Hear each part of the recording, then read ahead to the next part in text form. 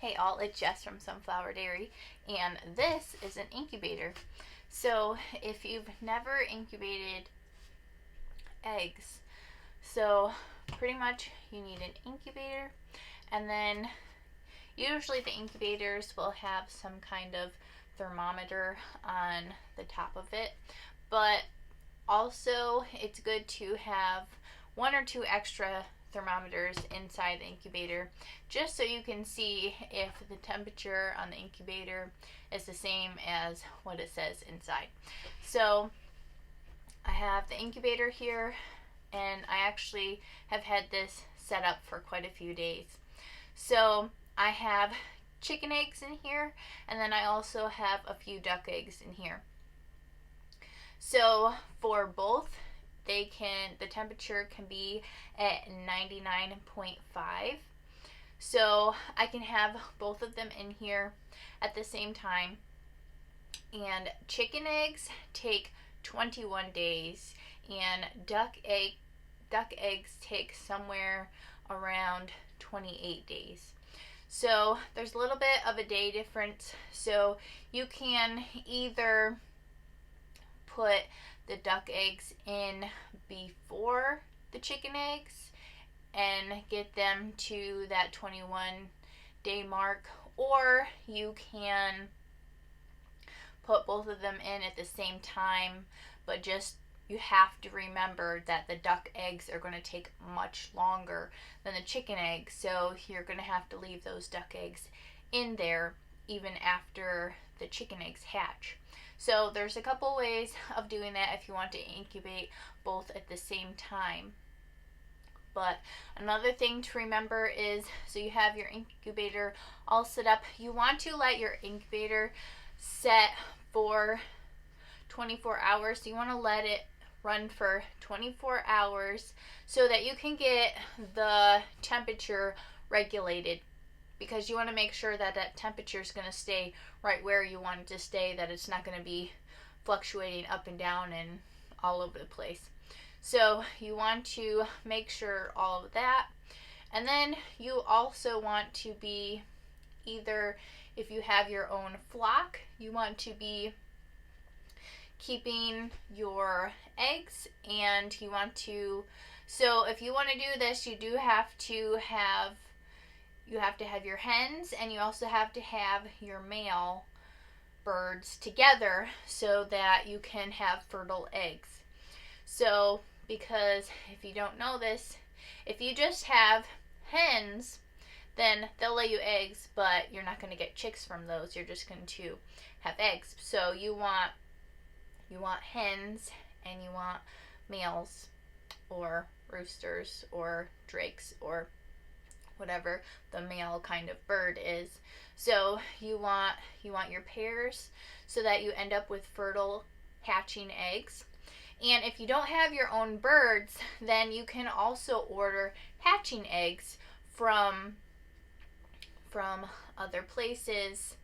So once you have your incubator all set up and you have your hatching eggs, then you will want to mark on your eggs. You want to do an X or an O or some other kind of design, but you want to do a different design with pencil on each side of your egg, because you're going to want to rotate your egg 3 times a day, because that's what a natural mother hen or female chicken would do, is when she's sitting on them, she's going to be rolling those eggs around every day when she goes to move with her feet.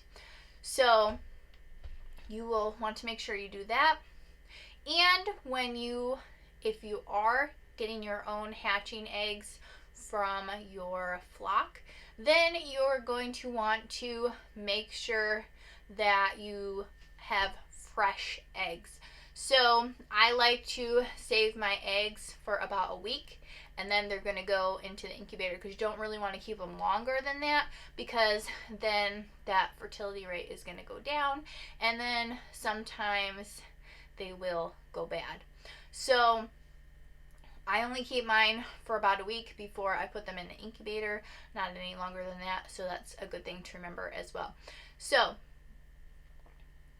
also another thing is you want to keep the temperature good in your incubator, but you also want to keep humidity. So humidity is good because the shells on the eggs, you actually need that humidity so that the chick or a baby bird can actually hatch out of the egg easier. Because if there's not enough humidity, the egg's going to be too dry and it's going to be too hard for that bird to try to get out of that egg.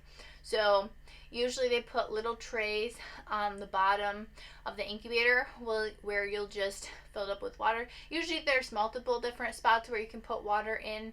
So, but usually the first few weeks you'll just do 1 or 2 trays with water, and then the last 2 days of the hatch, when you know that birds are going to start hatching, you want to make sure you fill up all of those trays in your incubator so that you can keep really high humidity so that those baby birds or chicks can hatch out of their eggs a lot easier. Because if a baby bird or chick runs out of energy before it hatches out of the egg, then it could possibly pass away while it's trying to hatch. So you want to make sure that those chicks have the best chance possible.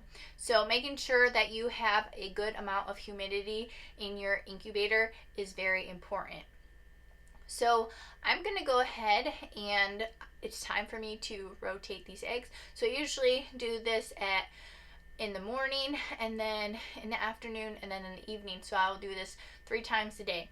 So I'm going to go ahead and do this now, and then when I'm done rotating all of them, then I am going to see if I can candle some eggs. So candling eggs is you're checking to see if you can see a little bird forming inside. So I'm going to go ahead and rotate these, and then I will try to see if I can show you if I can get it to show up where there's a baby chick inside of the egg. So I'm going to go ahead and rotate these now.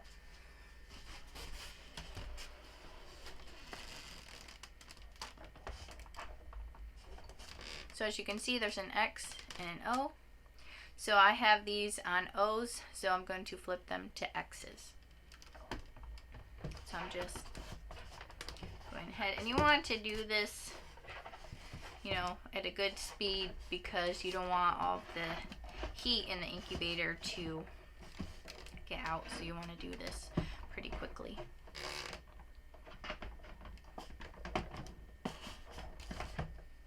They do make fancy incubators where they're called egg turners, but I like to do this myself just in case. You never know, something could malfunction and then your eggs aren't getting turned. So I like to manually do it myself so that I know it's actually happening. And then also, as it gets closer to the hatching time, then I'm also able to see the eggs, see if anything's happening to the eggs, because sometimes you can hear something in the egg. So, it kind of gets you to pay attention to them and kind of know what's going on, which I think is the best thing possible for them. Alright, looks like I have all of them flipped, so I'm going to turn some lights off in here so it might get kind of dark. But I'm going to try to see if I can candle some eggs here.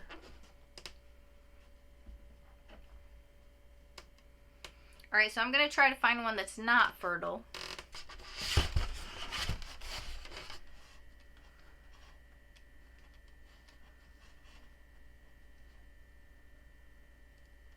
Hang on 1 second. Alright, so not fertile is, you can kind of see through it. You can kind of see through there. There's not really much going on. You just kind of can see the light glowing through it. So a fertile one, you will be able to see. Let's see. Gotta find a fertile one here.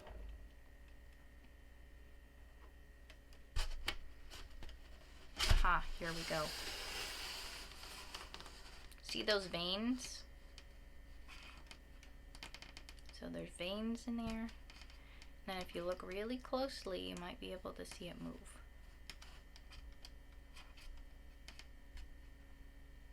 See the dark spot in there? This dark spot, that's where the baby is.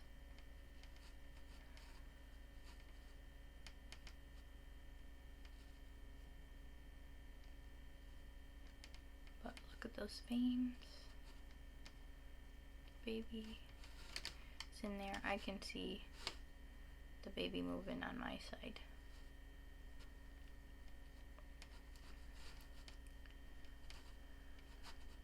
But yeah, so there's veins in there, so we have little baby forming in there. There you can see it?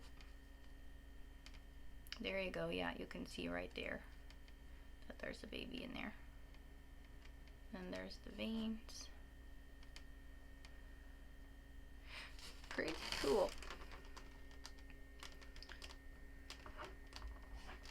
Alright, let's get these set back up in here. Let me see if I can find another one really quick. Alright, here's another one. This is another one that has a baby in it. This one is farther along. See, you can just see the air pocket on the bottom. So this whole thing, see how it looks solid? That whole thing is a baby. So this egg is further along, so the baby's taking up the whole thing. But see how you can see the air pocket on the bottom? Alright, I'm going to close this back up so these stay nice and warm.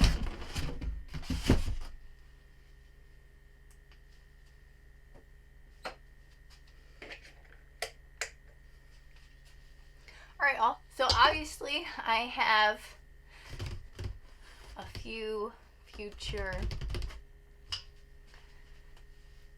little ones that are going to be here on the homestead very soon. I believe there's probably about 5 more days until these little chicks hatch. So I will give you an update and I will show you how many actually hatch and how they all do. And if I can, hopefully I'll be here when some are hatching so you can actually see that. But thank you all for watching and have a blessed day.